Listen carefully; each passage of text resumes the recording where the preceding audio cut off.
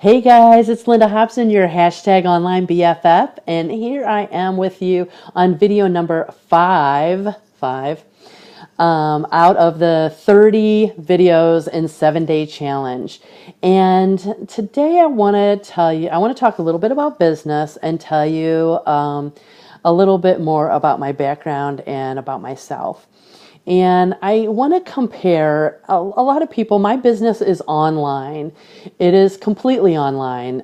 In fact, the products that I sell are digital. So there's nothing really tangible in what I do with business, except for when I get to meet people face to face and shake their hand.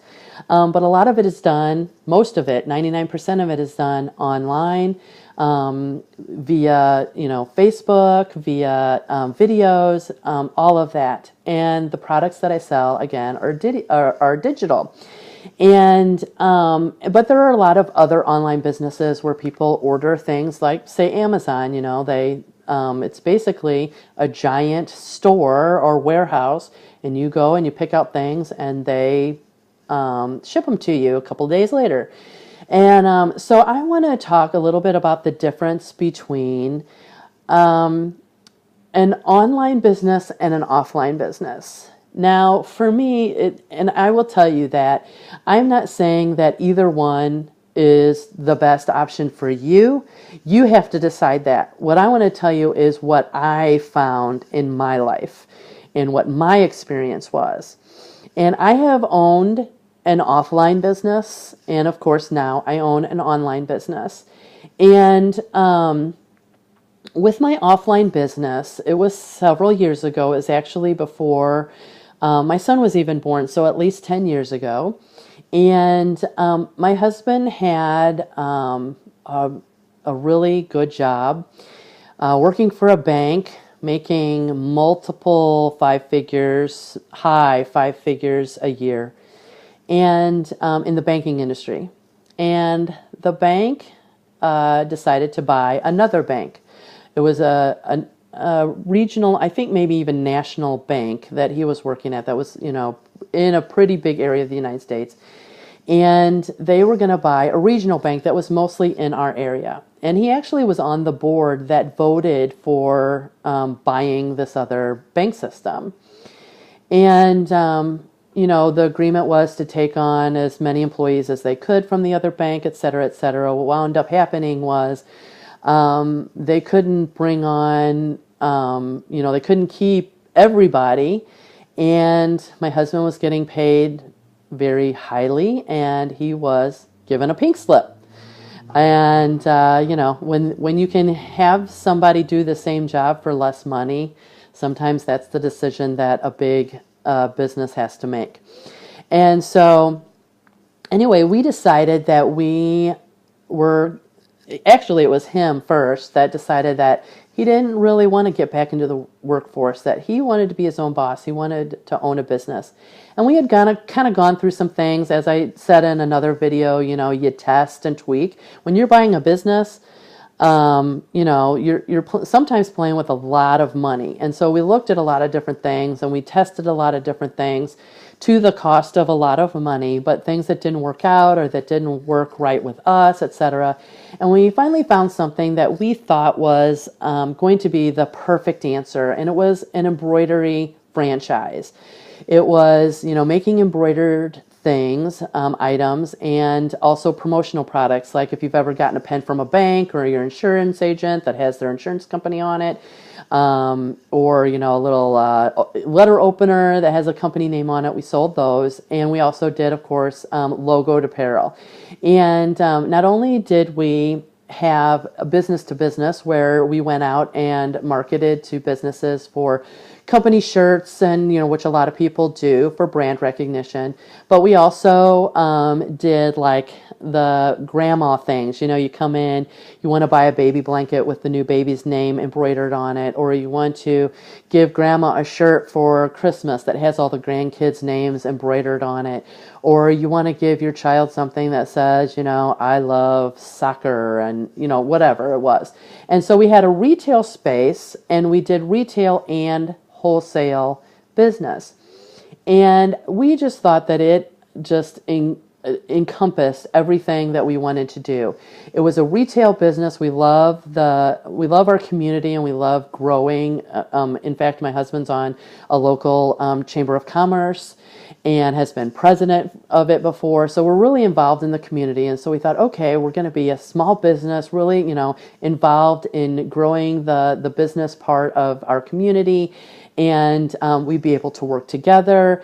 It had marketing, which I was, pretty good at. It had artistry, which I tend to be good at, being creative, creating logos, creating designs, etc.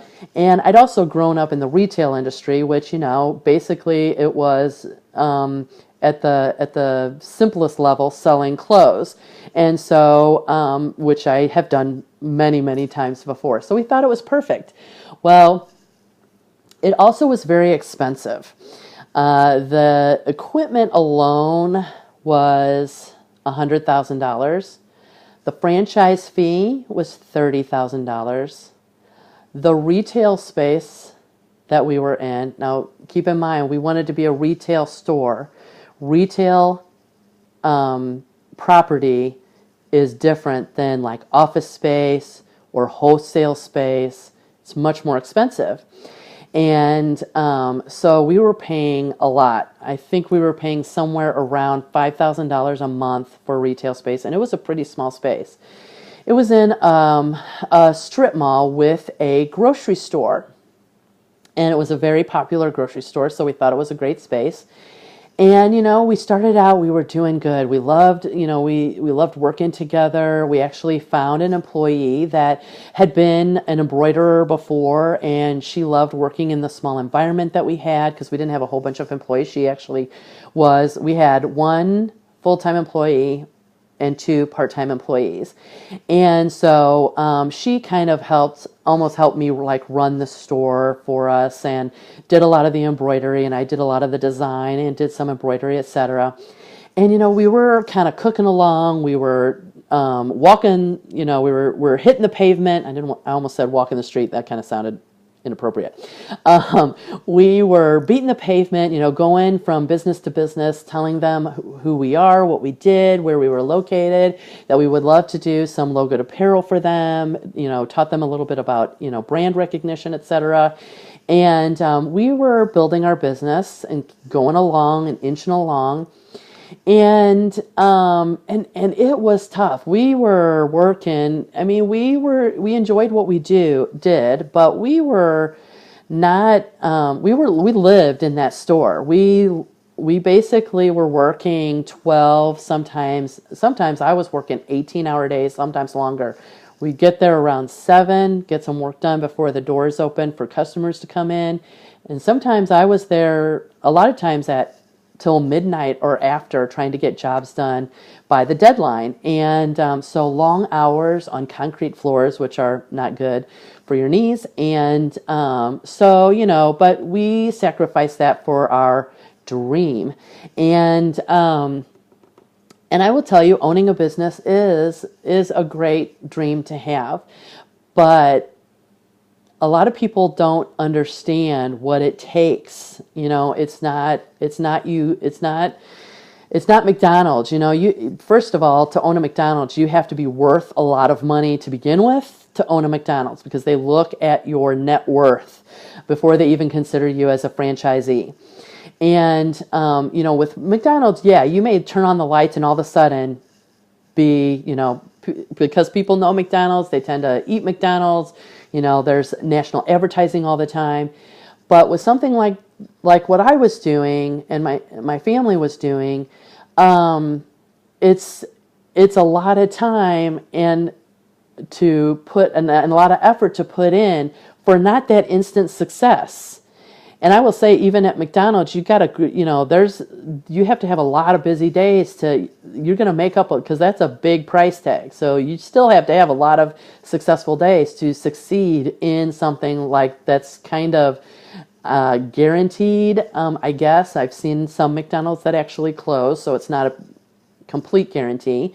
But you still gotta, because the bigger the price tag, the higher the guarantee, the bigger the price tag. So you're still gonna have to work to get that money back to where you're actually having some profit. And with this business, it was a lower price tag, still very high for us, but a lower price tag, not as much a guarantee. So we had to really work and not have, the success was slow rising. But then what happened was there was a grocery store strike in our city. And the grocery store workers went on strike and they picketed. And they didn't just picket in front of their store, they picketed at the edges of the plaza. So our business that was in our infancy and just growing, and we're just really working hard to get it to succeed, was suddenly smacked in the face and knocked down. And because not only was there no business coming through our door because people didn't want to cross the picket line, when we went out to market, there were a lot of businesses that wouldn't do business with us because even though they weren't physically crossing the picket line, they were doing some business with someone that was on the other side of the picket line, and they wouldn't do business with us. So our business went from growing to nothing. And we still had all that debt. And we put a lot of what we had, our cash and our savings and everything into what we could into the business. So we had loans and we didn't have a lot of money to work with. So we had a lot of credit card debt too. And all of a sudden the sales weren't coming in. And to make a long story short, actually this video is a lot longer than I intended, but I wanted to get all the details in this video. We had to close the doors.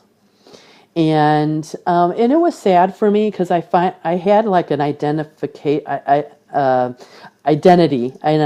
crisis. And because I kind of felt like this was really it for me, that this was what I was, that this was what I was going to do for the rest of my life. And had wound up, got pregnant and had my son during this time that we were building this business. And I just really felt it was going to be just the true family-owned business. And when we had to shut the doors, it was really hard, not only financially, but mentally and psychologically. And so to turn that around, things like that happen and you have to get over it. And that didn't scare me from owning another business. I mean, that's like, the old adage that, when your child is learning how to walk and they fall down, you don't say, oh, I guess you're never going to walk. They fall down, they get up, they walk a little bit, they fall down, and they eventually learn to walk. So when my business wound up not succeeding, we had to close the doors. That didn't mean that all businesses don't succeed. So I still wanted to own my own business, but I was pretty sure that that kind of business, retail business, brick and mortar business, was not really what I wanted to do.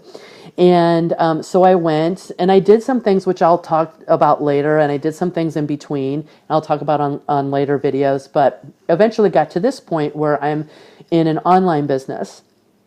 And with an online business, things are completely different. First of all, still, it is a business. When you get into yes, there are scams out there and you got to be careful, but when you get in a business that's legit, it is a business. It's not, you cannot treat it as a hobby and still want the success. You have to treat it as a business. So you are responsible for its success. The great thing about it is that yes, in the future, I may have employees like an assistant, or I may hire out some things that I'm not that good at that I may want a professional to do, things like that. But right now I can build my business with just me, and I don't have to worry about, do I have enough money to pay the paycheck? Do I have, the payroll?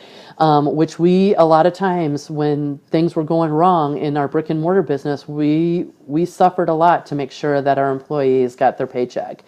And so, I don't have to worry about that right now. I just have to worry about myself and keep my eyes on the goal that this business, which I love, is going to build the life that I want for my family. And I can do it from my own home. So I don't have to pay retail space, which was $5,000 a month. I don't have to have employees, which was a lot of money a month. I don't have to have equipment except for my smartphone, which I'm recording on now, and a laptop. And really, you can use, it's a little bit harder, but you could just use your smartphone if you wanted to. I like to do my laptop for certain things and use my smartphone for other things.